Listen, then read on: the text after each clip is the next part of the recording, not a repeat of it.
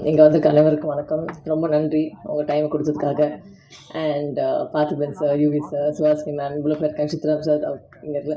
But thank you for gracing our film verdict. I think என்னை வந்து first ஹாலிவுட்னு சொல்லலாமா Krishna sir? ஹாலிவுட்க்கு வந்து இன்ட்ரடியூஸ் பண்ணுற first date I think it will be you.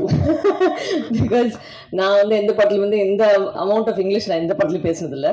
But எனக்கு English ஒரு பக்கம் ஈஸி, பிகாஸ் என்னோட திங்கிங் லாங்குவேஜ் வந்து இங்கிலீஷ். ஸோ அதனால் எனக்கு அது கொஞ்சம் ஈஸியாக இருந்துச்சு எனக்கு.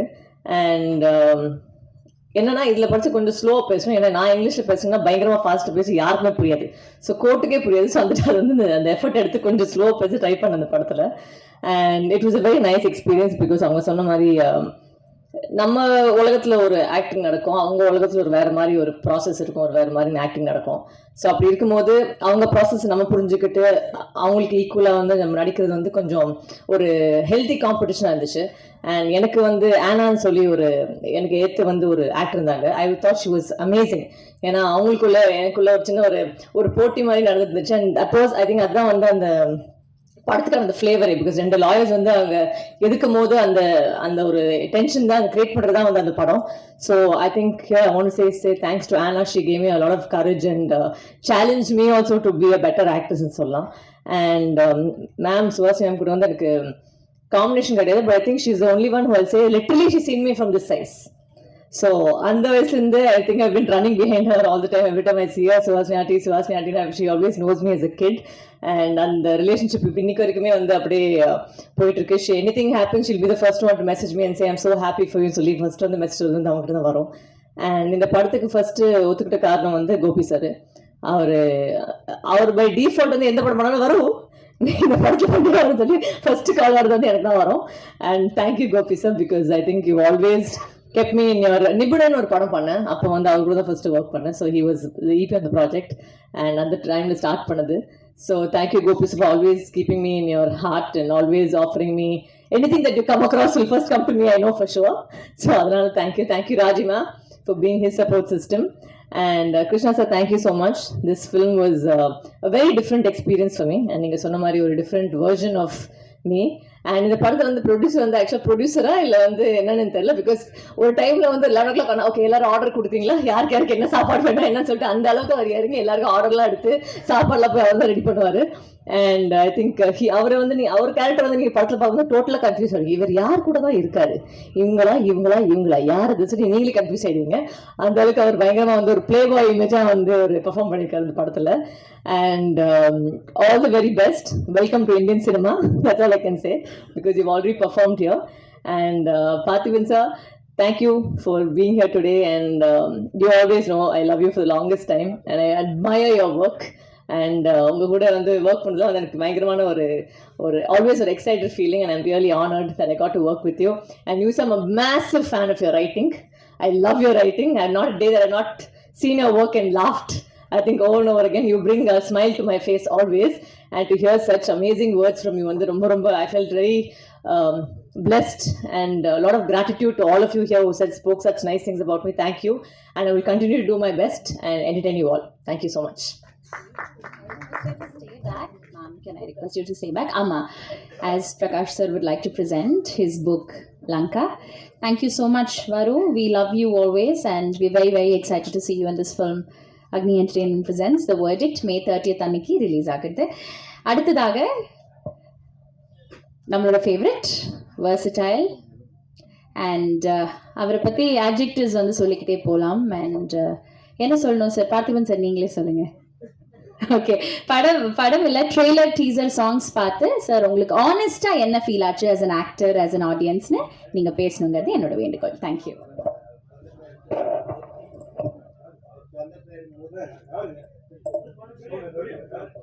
சரி ஓகே இல்லை, அவர் ஒன்றும் பொய் சொல்லலையே, கரெக்டு தான். நீங்கள் உட்காருங்க தம்பி, அப்படி பின்னாடி உட்காருங்க. பத்திரிகை மற்றும் ஊடக நண்பர்களுக்கு காலை வணக்கம்னு ஆரம்பிக்கலாம்னு பார்த்தோம். அது கிட்டத்தட்ட ஒரு மதிய வணக்கம் ஆயிடுச்சு. திப்பு சுல்தான் வந்து நிறைய போர் செஞ்சுருக்காரு. அவர் எந்த போரில் இறந்தாருன்னு யாருக்காவது தெரியுமா அப்படின்னு கேட்பாங்க. அவர் செஞ்ச கடைசி போரில் தான் அவர் இறந்தார். அந்த மாதிரி இந்த கடைசியாக வந்து போர் பண்ண வர்றது மாதிரி தான் இந்த கடைசியாக வந்து பேச வர்றது கூட. யூகிக்கவே முடியாத அளவுக்கு ஒரு பெரிய புத்திசாலின்னா அது வந்து யோகி சேது. அவரு உண்மையிலே ஒரு தடவையும் நம்ம அவரை பத்தின ஒரு கணக்கு வச்சிருப்போம், அவர் இவ்வளவுதான் புத்திசாலியா இருப்பாருன்ட்டு. பட் அதை வந்து நம்மளுடைய இமேஜினேஷனுக்கு மேல ஒவ்வொரு தடவை பேசும்போதும் அந்த மாதிரி தான். இந்த கற்றோரை காமொருவர் மாதிரி உங்க மேல பயங்கர காதல் சார்.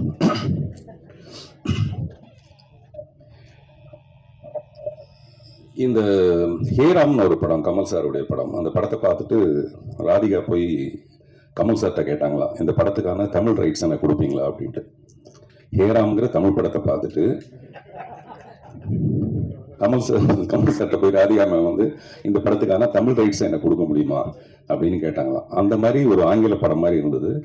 அதுக்கு அடுத்தபடியா இந்த படத்தை தான் சொல்ல முடியும். ஆங்கில படத்துல கூட தப்பி தவறி ஏதாவது ஒரு 10-12 தமிழ் வார்த்தைகள் வந்திருக்கலாம் போல இருக்கு. இதுல ஒரு 5 வார்த்தை தான் வருது தமிழ் வார்த்தை, மீது எல்லாமே அப்படியே ஒரு இங்கிலீஷ் படம் பார்த்த மாதிரி இருந்தது. 1982ல பால் நியூமன் பண்ண ஒரு படம், வெரிட்டிக்னு ஒரு படம் இருக்கு. நேற்று நைட்டு நான் வந்து இந்த படத்தை பத்தி ஏதாவது பேசலாங்கிறதுக்காக போட்டு பார்த்தா அந்த படம் வந்தது. இந்த படத்தோட ட்ரெயிலரும் அந்த படமும் வந்தது. கிட்டத்தட்ட 2 படம் ஒரே மாதிரி தான் இருக்கு. நான் சொல்றது கண்டென்ட் சொல்ல, கதையை சொல்ல, இந்த மேக்கிங் ஒரு இங்கிலீஷ் படம் மாதிரியே இருந்தது.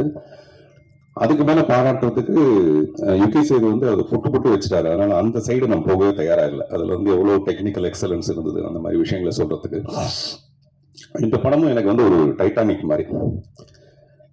டைட்டானிக் பேஸ் வந்து ஒரு கப்பல். இந்த படத்துக்கு நான் இங்க வர்றதுக்கு காரணம் ஒரு கப்பல். அந்த கப்பல் வந்து கோபி, ராஜி. நீங்க எவ்வளவு அடக்கமா இருக்க பொண்ணுன்னு எனக்கு தெரியும், நீங்க எப்படி மேடைக்கு வாங்க. ஏன்னா கோபி சொன்னார், நான் வீட்டுக்கு போக முடியாது சார், நான் பேசும்போது ராஜி பேரை சொல்ல மறந்துட்டேன், அதனால கொஞ்சம் எப்படி இருந்தாலும் நான் காப்பாத்துங்க. நிஜமாக ராஜி நீங்க மேல வாங்க, கோபி 2 பேரும் வாங்க சார். எனக்கு கொடுக்குற அந்த புத்தகத்தை கொடுங்களேன், எனக்கு கொடுக்குறதா இருக்குது. அந்த நல்லா பேசினாதான் கொடுப்பீங்கன்னா அப்படி கொடுக்க முடியாது, எனக்கு இப்போ கொடுத்துருங்க. கோபி, ராஜி 2 பேரும் மேல வாங்க.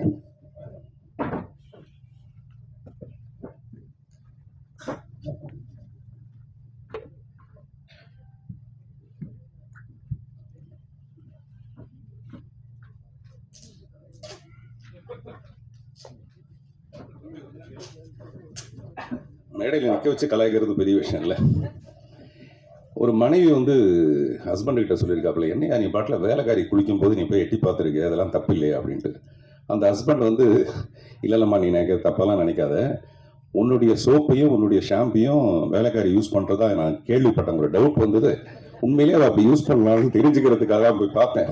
நான் 2ஐயும் பார்த்தேன், கரெக்டாக இருக்குது, அது 2மே வந்து அவங்க சொந்தம் தெரிஞ்சுது எனக்கு அப்படின்ட்டு. வாங்க, வேலைக்காரினா டக்குன்னு இறங்கி பார்த்தீங்களா, வாங்க. வீட்டுக்கு போகணுன்னு பயம் வந்துச்சு, ராஜி பேர் சொல்ல மறந்து போயிட்டேன்.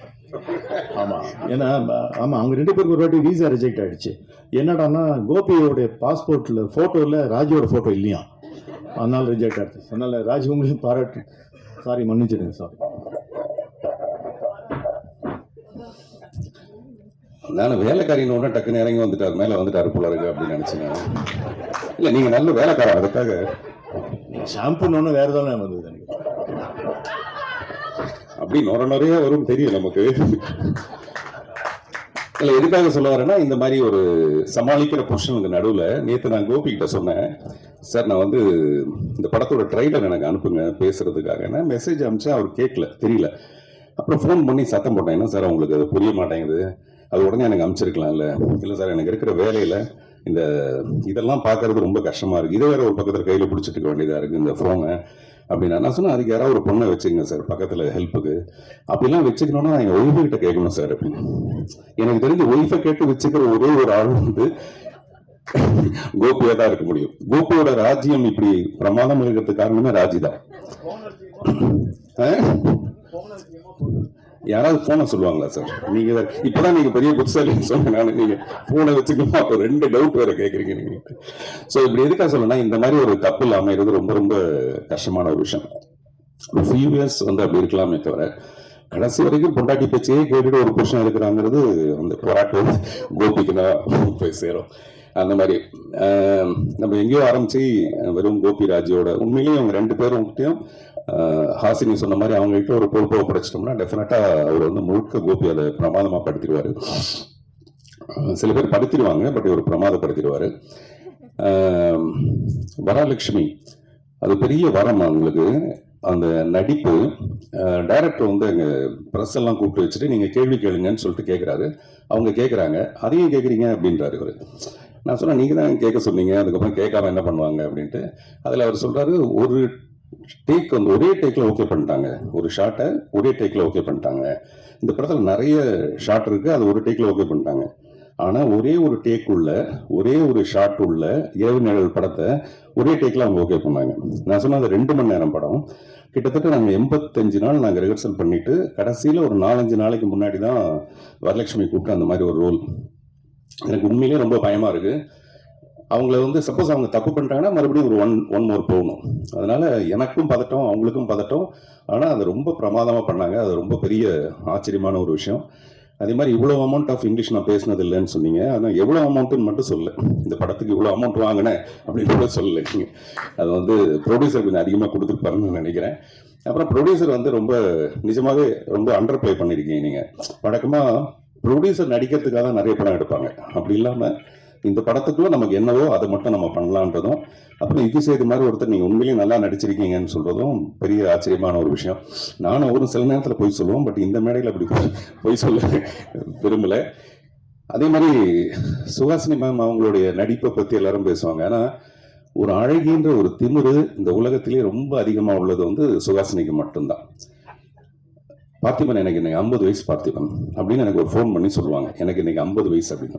நீங்கள் யோசிச்சு பாருங்க, எல்லா பெண்களும் ஒரு 28 வயசுக்கு அப்புறம் வயசை மறந்துடுவாங்க, நம்பரை மறந்துடுவாங்க, சொல்ல மாட்டாங்க. 50 வயசையும் ஒரு பெண் வந்து எனக்கு 50 வயசு ஆயிடுச்சுன்னு சொல்லணும்னா அப்போ தன்னுடைய திமிர் மேலே எவ்வளோ பெரிய ஒரு அழகு இருக்குன்னு பாரு. 50 வயசுல எவ்வளோ அழகாக இருக்கேங்கிறது அந்த மாதிரி ரொம்ப செல்ஃப் கான்ஃபிடென்ஸ்னா அப்படி ஒரு கான்ஃபிடென்ஸு. எனக்கு மணிரத்னத்து மேலே லவ், மணிரத்னத்துக்கு சுஹாசினி மேலே love. A is equal to B, B is equal to C, then A is equal to C, அந்த மாதிரி. So we love you all. Director இந்த படத்தில் ஒரு பாட்டு எழுதுறதுக்காக என்னை வந்து சந்திச்சாரு. அப்போ அந்த சுச்சுவேஷன் சொன்னார். அவர் சுச்சுவேஷன் சொல்லும்போது எனக்கு இளையராஜா சார் சொன்ன ஒரு ஞாபகம் வருது. இளையராஜா சார் ஒரு மேடையில் சொல்கிறாரு, கண்ணதாசன் வந்து உட்காந்துட்டாராம். அந்த டைரக்டர் வந்து சுச்சுவேஷன் சொல்கிறாரு. சொல்லும்போது கண்ணதாசன் வந்து அப்படின்னு துப்புறாராம். அவர் சுச்சுவேஷனுக்காக, அவர் டைரக்டர் சொன்ன சுச்சுவேஷனுக்கு துப்புறாரா இல்லாட்டி உண்மையிலே வாயில போட்ட வெத்தலை பார்க்க துப்புறாரான்னு தெரியலன்ட்டு ராஜா சார் ஒரு ஜோக் அடிக்கிறாரு. அந்த மாதிரி சம்டைம்ஸ் வந்து அந்த சுச்சுவேஷன் அப்படி இருக்கும் பொதுவாக. பட் ராஜா சார்ட்ட நீங்கள் என்ன சுச்சுவேஷன் சொன்னாலும் பிரமாதமான பாட்டு போடுவார். சிட்டுக்குருவின்னு ஒரு படம் 8 சாங்கு ஹிட்டு. அது ஒன்றும் படத்தோட சுச்சுவேஷன் சொல்லி பண்ணது கிடையாது. அப்படிப்பட்ட ஒரு மியூசிக் டைரக்டர். இவர் சுச்சுவேஷன் எனக்கு சொல்ல வரும்போது ஒரு முழு கதையுமே சொன்னார். இந்த படத்தோட படம் பார்க்குற மாதிரி அவர் முழு கதையை சொன்னார். அப்போவே எனக்கு இந்த படத்து மேலே ஒரு பெரிய நம்பிக்கை. அது வந்து ட்ரைலரில் பார்த்தாலும் ரொம்ப பர்ஃபெக்டாக இருந்தது. இவர் யுகி சேது சொன்ன மாதிரி திருப்பி யுகி சேது சொன்ன மாதிரி சொல்ல வேண்டியதாக இருக்குது. ரொம்ப அளவெடுத்து பிரமாதமான பர்ஃபார்மன்ஸ் எல்லார்ட்டையும் வாங்கியிருக்கிறது. அட் டான் இட்ஸ் குவைட் இயர்னு ஒரு படம் இருக்குது, ஒரு ரஷ்யன் ஃபிலிம். அதில் ஒரு 5 பெண்கள், எனக்கு அதுதான் ஞாபகம் வந்தது. At dawn it's quiet here. நானும் உங்களை மாதிரி ஏதாவது 2-3 பேரெல்லாம் அப்படி சொல்லலாங்க, இல்லாட்டி மரியாதையா இருக்கு அதில் நம்ம வந்து கடைசியாக பேச வச்சிருக்காங்க அப்படின்ட்டு. ஸோ அந்த படத்தில் ஒரு 5 பெண்கள் பிரமாதமாக நடிச்சிருப்பாங்க. அந்த மாதிரி இந்த படத்தில் இருக்க இந்த 5 முகங்கள். அப்புறம் இந்த படத்தை பற்றி பாராட்டுறது, நம்மளே அதை பற்றி நிறைய சொல்லிட்டு இருக்கிறதுக்கு பதிலாக டெஃபினட்டாக நீங்கள் ஒரு நல்ல வேர்டிக்ட் இது கொடுப்பீங்கன்னு நம்புகிறோம். பொதுவாகவே இப்போ படங்கள்லாம் வந்து it may release, it may not ரிலீஸ்னு ஒன்று இருக்கும். மே ரிலீஸ், மே நாட் ரிலீஸ்னு. அப்படி இல்லை, இந்த படம் May 30th அன்னைக்கு ரிலீஸ். வாழ்த்துக்கள், நன்றி.